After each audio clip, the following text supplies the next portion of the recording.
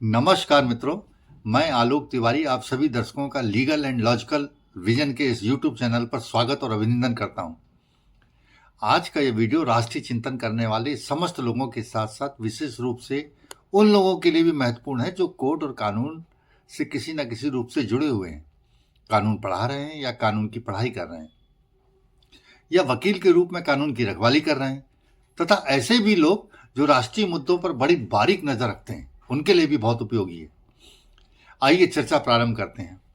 मामला यह है कि सुप्रीम कोर्ट के जस्टिस जेबी पारदीवाला और आर महादेवन की खंडपीठ ने 12 जनवरी 2025 को बलात्कार के एक आरोपी की उसे छोड़े जाने की याचिका पर सुनवाई करते हुए एक आश्चर्यजनक तथ्य पाया कि आरोपी को अहमदाबाद की ट्रायल कोर्ट ने बलात्कार के मामले में दोषी पाते हुए उसे भारतीय दंड विधान आईपीसी की धारा 376 में 3 वर्ष के कठोर कारावास की सजा सुनाई, जबकि आईपीसी की धारा 376 में बलात्कार के दोषी को कम से कम 7 वर्ष की सजा का प्रावधान ही है। इससे कम की सजा तो आप दे ही नहीं सकते। आरोपी ट्रायल कोर्ट से सजा का दोषी ठहराए जाने और 3 वर्ष के कठोर कारावास की सजा पाने के बाद अहमदाबाद की हाई कोर्ट में सजा के खिलाफ गुहार लगाने पहुंचा।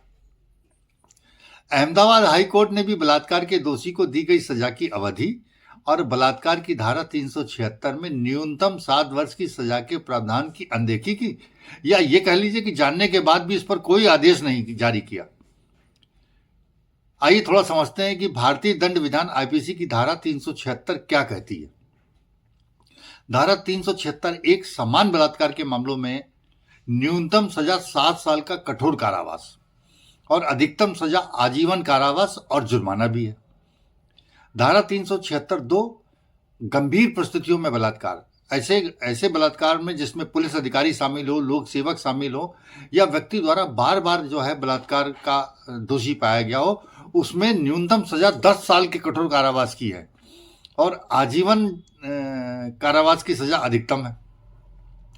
धारा 376 AB 12 साल से कम उम्र की लड़की का यदि बलात्कार किया जा रहा है तो न्यूनतम सजा 20 साल का कठोर कारावास और अधिकतम सजा मृत्युदंड या आजीवन कारावास।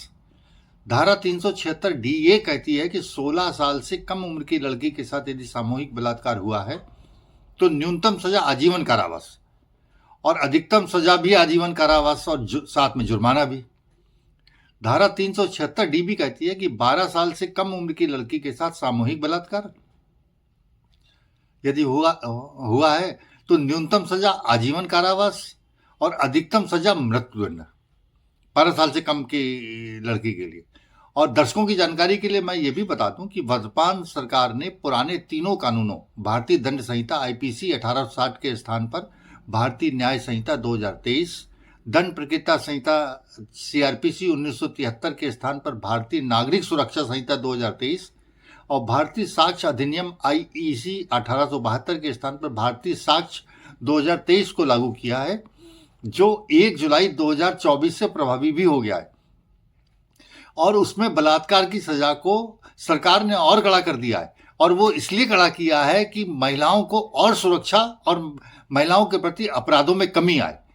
जहां 10 वर्ष की सश्रम कारावास की सजा जो है वो न्यूनतम रखी है, वहीं अधिकतम सजा को मृत्युदंड मतलब, और कई मामलों में जैसे 12 साल और 16 साल वाली में जो आजीवन कारावास था वहां भी उन्होंने उसको मृत्युदंड कर दिया है। अब बलात्कार के लिए दोषी ठहराया गया व्यक्ति जब मामले की सुप्रीम कोर्ट लेके गया तब सुप्रीम कोर्ट ने इस बात पर आश्चर्य व्यक्त किया और कहा कि हम समझ नहीं पा रहे हैं कि ट्रायल कोर्ट ने आईपीसी की धारा 376 के तहत बलात्कार के अपराध के लिए 3 साल की सजा कैसे दी, जबकि न्यूनतम सजा जो है वही 7 साल की है। हाईकोर्ट ने भी और इस पर क्यों नहीं ध्यान दिया इस गलती पर। जब सुप्रीम कोर्ट ने गुजरात राज्य की स्थायी वकील स्वाति घिल्डियाल से इस विसंगति के बारे में सवाल किया तो उन्होंने इसे गंभीर त्रुटि माना। हालांकि उन्होंने ये स्वीकार किया कि हाईकोर्ट के फैसले के खिलाफ राज्य में कोई अपील दाखिल नहीं की गई थी, इसलिए इसे सुधारने का रास्ता तो अब अस्पष्ट हो गया है। सुप्रीम कोर्ट ने आगे कहा और बड़ी नाराजगी व्यक्त की कि वह इस मामले को गहराई से जांचना चाहता है।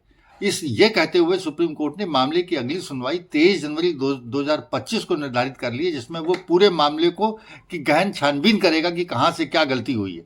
और मामले में अभी पूरे तथ्य वैसे भी नहीं आ पा रहे हैं। यदि ये मामला कानून या त्रुटि का नहीं है, इसने न्यायालय की कार्यप्रणाली और न्यायालय में कार्यरत व्यक्तियों की योग्यता भी प्रश्न खड़ा कर दी है। इस प्रकरण से यह भी स्पष्ट होता है कि न्यायिक त्रुटियों को नजरअंदाज करना न केवल पीड़ित बल्कि न्याय प्रणाली के प्रति लोगों के विश्वास को कमजोर करता है और ऐसे संवेदनशील मामलों में न्यायपालिका की जवाबदेही की आवश्यकता पर भी जोर देता है।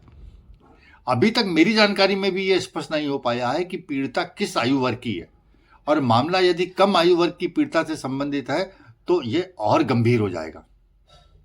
बहरहाल इस मामले में सुप्रीम कोर्ट का निर्णय यह तय करेगा कि क्या न्यायालय उच्च अदालत या ट्रायल कोर्ट की त्रुटियों को बाद के चरण में सुधार कर सकता है। यह कानूनी मामला है, देखिए क्या होता है इसमें।